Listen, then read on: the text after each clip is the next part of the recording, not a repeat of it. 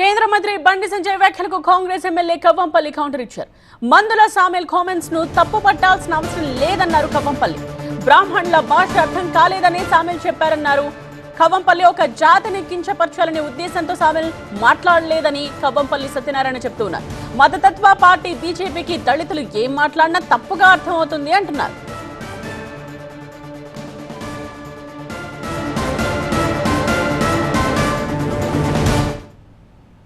అక్కడ ఆశీర్వచనాలు ఇస్తుంటే అవి సంస్కృతంలో మాట్లాడుతున్నారు కాబట్టి ఎవరికైనా సంస్కృతం అనేది అర్థం కాదు.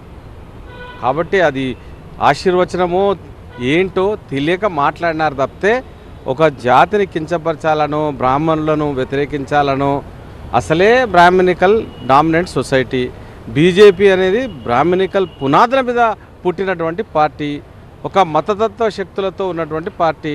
మాట్లాడింది దళితుడు. ఆ దళితుని ఏ విధంగా దళితులకు వ్యతిరేకమైందే బీజేపీ పార్టీ. దళితులను ఏ విధంగా దొక్కాలి, ఏ విధంగా బ్లేమ్ చేయాలి ఇదే చూస్తున్నారు కదా.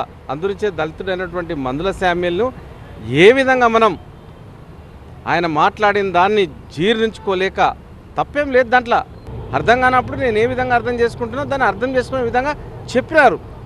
దాన్ని మీరు ఒక దళితుడని చూడకుండా దళితుని ఏ విధంగా బీజేపీ కించపరుస్తుందో, ఆనాడు బంగారు లక్ష్మణ్ను 20,000 తీసుకున్నందుకు జైలు పాలు చేసినటువంటి పార్టీ బీజేపీ పార్టీ. మరి ఈరోజు మందుల శామ్యుల్ అంటే అగ్గి మీద గుగ్గిలమవుతా ఉన్నారు. అంటే దళితులకు మీరు ఎంత వ్యతిరేకం, దళితులంటే జీర్ణించుకోలేకపోతా ఉన్నారు. కరెక్టే, దానికి తప్పేం లేదని మేము చెప్తా ఉన్నాము. ఈ నెల 12న టీపీసీసీ ఎస్సీ సెల్ అధ్యక్షుడిగా కవ్వంపల్లి సత్యనారాయణ ప్రమాణ స్వీకారంలో సామెల్ చేసిన వ్యాఖ్యలను బండి తప్పుపట్టారు. అసలు సామెల్ ఏమన్నారో చూద్దాం. ఆదివాసులకు, దళితులకు భారతదేశంలో ప్రమాదం పొంచి ఉన్నది. ఆదివాసుల అడవి కాలిపోతా ఉంది. మన జాతి నిర్మాణం కూలిపోతా ఉంది. మనవాద వ్యవస్థ మన ఇంటికి వచ్చింది. ఇప్పుడు ఆయన బాబురాయను ముచ్చట చదివిండు.